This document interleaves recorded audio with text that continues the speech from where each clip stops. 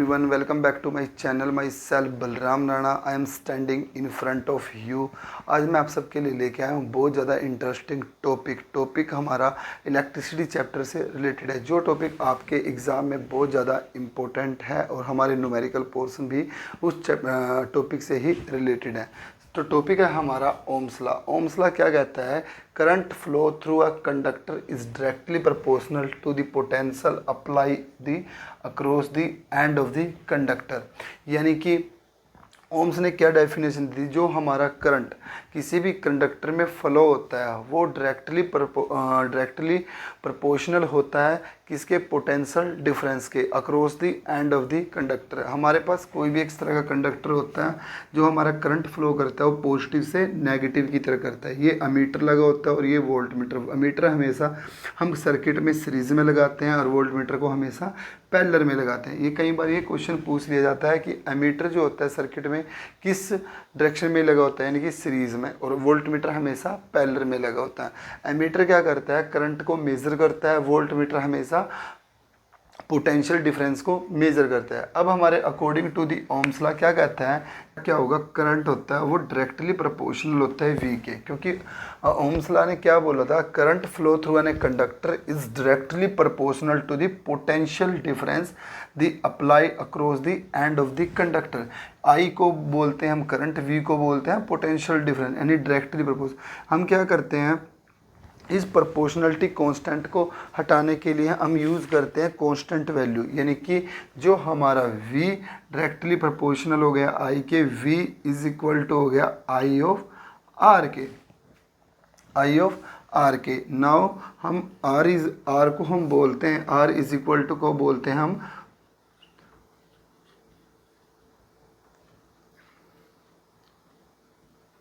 Proportionality constant. Proportionality constant यानी कि are is equal to हो जाएगा हमारा v बाय आई.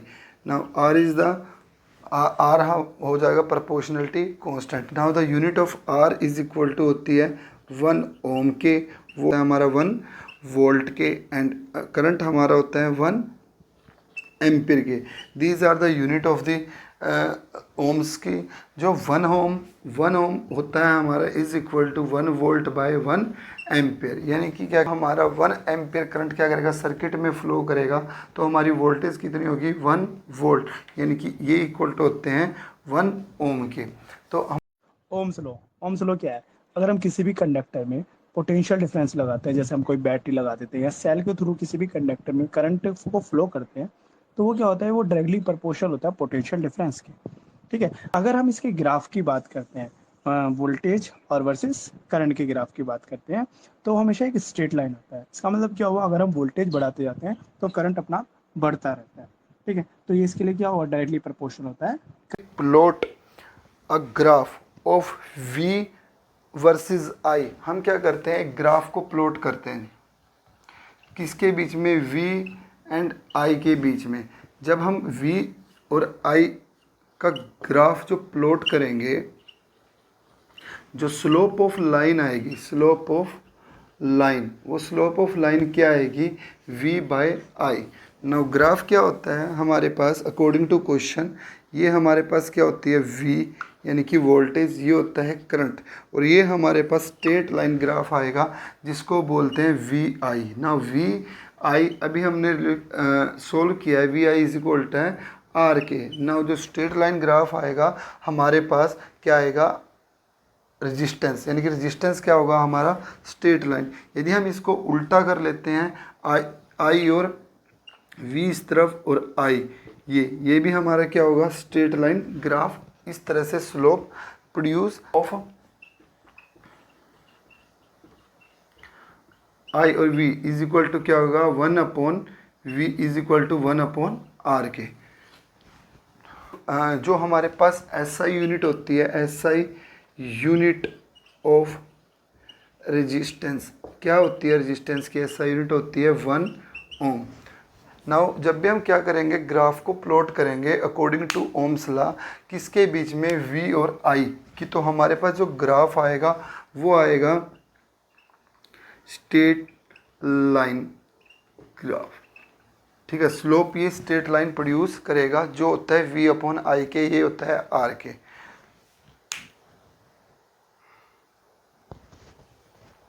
नाउ इस टाइप का न्यूमेरिकल आपके एग्ज़ाम में मोस्टली पूछा जाता है, लास्ट ईयर भी पूछा गया और उससे लास्ट ईयर भी आपके एग्ज़ाम में पूछा गया था।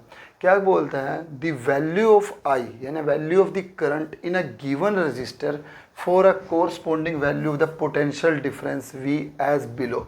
हमारे पास करंट की वैल्यू गिवन है 0.5, 1.6, 2.0, 3.0, 4.0 और वी को बोलते हैं पोटेंशियल डिफरेंस, उसकी वैल्यू गिवन है 1.6, 3.4, 6.7, 10.2 और 13.2। प्लॉट अ ग्राफ वी आई, यानी कि जब भी वी आई ग्राफ होता है, वी आई ग्राफ होगा तो हम अप्लाई करेंगे क्या, Ohm's law, and calculate the value of the resistance according to Ohm's law. Resistance की जो वैल्यू होती है वो क्या होती है, वी बाई आई। अब हमने जो अभी ओम्स लॉ में ग्राफ किया था, जब भी हम वी आई के बीच में ग्राफ डिरोड करते हैं वो कैसा ग्राफ आता है, वो आता है यानी कि वी ऑफ आई का ग्राफ आता है, स्ट्रेट लाइन ग्राफ। अब हम इन वैल्यू से ये ग्राफ को ड्रॉ करके देखते हैं। नाउ सबसे पहले हमारे पास क्या क्या गिवन है, value of the current and value of potential difference, ये होता है ओरिजिन वैल्यू। जो फर्स्ट वैल्यू जो होती है 0.5 से 4 तक है, यानी कि डिफरेंस होगा 1, 2, 3 एंड 4। उसके बाद वैल्यू हमारी 1.6 थे, यानी कि 2, 4, 8 और 10, 2, 4, 8 और 10। लास्ट वैल्यू 12 तक है, यानी कि 12। अब जब हम इन वैल्यू को लेकर ग्राफ प्लॉट करेंगे, 0.5 पे वैल्यू आ रही है कितनी, 1.6, यानी कि यहाँ तक आ जाएगी। उसके बाद 1.6 पे वैल्यू जो आ रही है वो आ रही है 3 पॉइंट समथिंग, यानी कि ये वैल्यू आ जाएगी यहाँ। उसके बाद 2 पे जो वैल्यू आ रही है हमारी वो आ रही है 6.7, यानी कि 6.7 जो वैल्यू होगी 2 पे वैल्यू आएगी यहाँ पर। उसके बाद 3 पे जो वैल्यू आ रही है वो आ रही है 10 पॉइंट समथिंग, यानी कि वैल्यू आएगी यहाँ पर।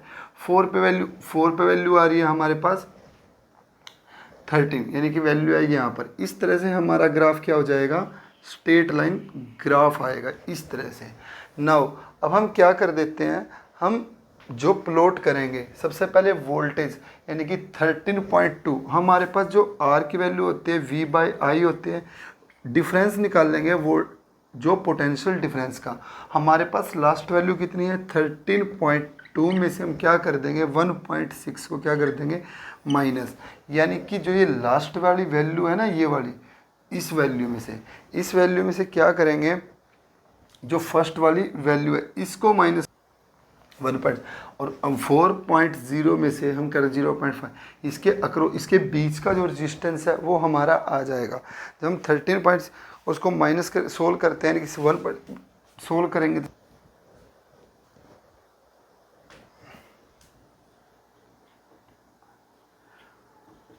इसको जब हम सोल्व करेंगे इन दोनों को, तो हमारे पास जो वैल्यू आएगी वो आएगी 3.3 ओम आंसर। यानी कि जब भी इस तरह के ग्राफ की बात आती है कि हमें कोई भी दो वैल्यू लेकर रेजिस्टेंस की वैल्यू फाइंड आउट करनी होती है, हमारे पास वी आई ग्राफ हमारा किस स्लो में आता है, स्ट्रेट लाइन स्लो में। यहाँ से वैल्यू सोल्व करेंगे, लास्ट वाली वैल्यू में से फर्स्ट को माइनस कर देते हैं। ऐसे ही करंट में से जो ओवरऑल डिस्टेंस आएगा उसको हम क्या लिख देते हैं, रेजिस्टेंस। ठीक है, इस टाइप के क्वेश्चन बहुत ही मोस्टली एग्जाम में पूछे जाते हैं। अब हम यूज़ करते हैं रेजिस्टेंस। हम क्या करते हैं, रेजिस्टेंस के factor affecting of resistance. Now factor on which the resistance depend, resistance को डिनोट करते हैं हम आर से। आर की यूनिट होती है हमारे पास ओम। नाउ सबसे पहले फर्स्ट फैक्टर आता है हमारे पास length of the conductor. Length of conductor में क्या होगा, जब भी हमारे पास जो लेंथ होगी कंडक्टर की, जितनी ज़्यादा लेंथ होगी उतना ज़्यादा क्या होगा हमारे पास रेजिस्टेंस, यानी कि length of the conductor is directly proportional to the resistance. Second property आती है हमारे पास एरिया ऑफ द कंडक्टर, यानी कि एरिया ऑफ द कंडक्टर क्या होता है, जितना ज़्यादा कंडक्टर का एरिया होगा, यानी कि जितना ज़्यादा हमारे पास क्या होगा, एरिया होगा उतना कम हमारा रेजिस्टेंस होगा। नाउ द रेजिस्टेंस क्या होगा, इन्वर्सली प्रोपोर्शनल होता है एरिया के, एंड आर डायरेक्टली प्रोपोर्शनल किसके हो गया, लेंथ के। दोनों इक्वेशन को इक्वेट करते हैं एल बाय ए। अब हम इस प्रोपोर्शनलिटी कांस्टेंट को चेंज कर देते हैं रेजिस्टिविटी में, रो में। Now rho is equal to, इसको बोलते हैं रेजिस्टिविटी। नाउ रो की जो रो होता है, इसको ये होता है हमारा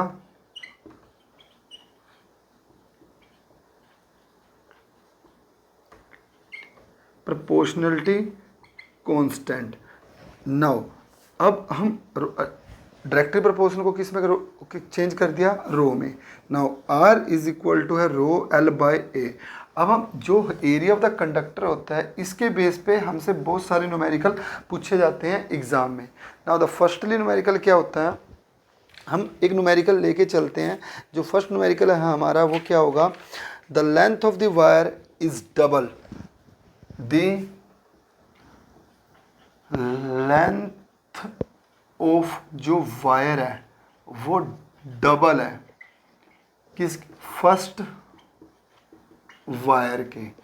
calculate the value of new, calculate the value of the resistance of new wire.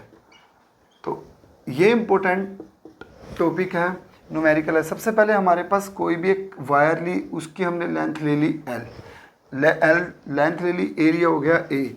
वो क्या हो रही है, चेंज हो रही है इसकी लेंथ की डबल, यानी कि पहले वाले, और ये एरिया क्या रह गया, सेम मटेरियल की है दोनों की दोनों।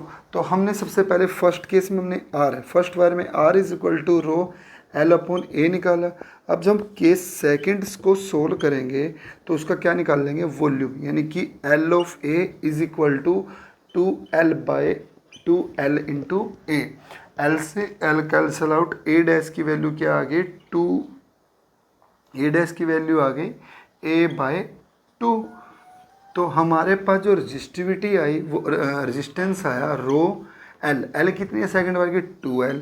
ए डैश की वैल्यू कितनी है, ए बाय 2, यानी कि रो 4L बाय ए, 4 कॉमन निकाल दिया, रो L बाय ए। जो रो L बाय ए है, ये इक्वेशन फर्स्ट के क्या है, equal. Now R dash is equal to 4 of R के। जब भी वायर हमारी पहले वाले की डबल होती है तो रेजिस्टेंस भी क्या हो जाता है, डबल, क्योंकि लेंथ के क्या है, डायरेक्टली प्रोपोर्शनल। एरिया क्या हो गया, एरिया यहाँ पर क्या होने लग रहा है, हाफ, एरिया हाफ होने लग रहा है। इसका पहले वाली का एरिया क्या होने लग रहा है, हाफ। तो हमारे पास एरिया ले लिया, जब लेंथ हमारे पास डबल होगी तो एरिया क्या हो जाएगा, हाफ। एरिया हाफ होगा तो हमारे पास रेजिस्टेंस क्या हो जाएगा, डबल। रेजिस्टेंस क्या हो जाएगा, डबल। एंड थर्ड पॉइंट है हमारा, किस पे डिपेंड करता है, टेम्परेचर ऑफ कंडक्टर पर, किस पे, temperature of conductor. And fourth है हमारा मटेरियल ऑफ कंडक्टर पर। नाउ अब हम क्या कर देते हैं, अब एक न्यूमेरिकल दोबारा से एरिया ऑफ का हम क्या कर लेते हैं, यहाँ पर हमने डबल करके शो किया है, जिसमें हमारा रेजिस्टेंस क्या गया है, रेजिस्टेंस क्या और लेंथ के डबल है। अब हम एरिया को क्या करते हैं, एरिया को डबल करेंगे और लेंथ को क्या करेंगे, हाफ करेंगे।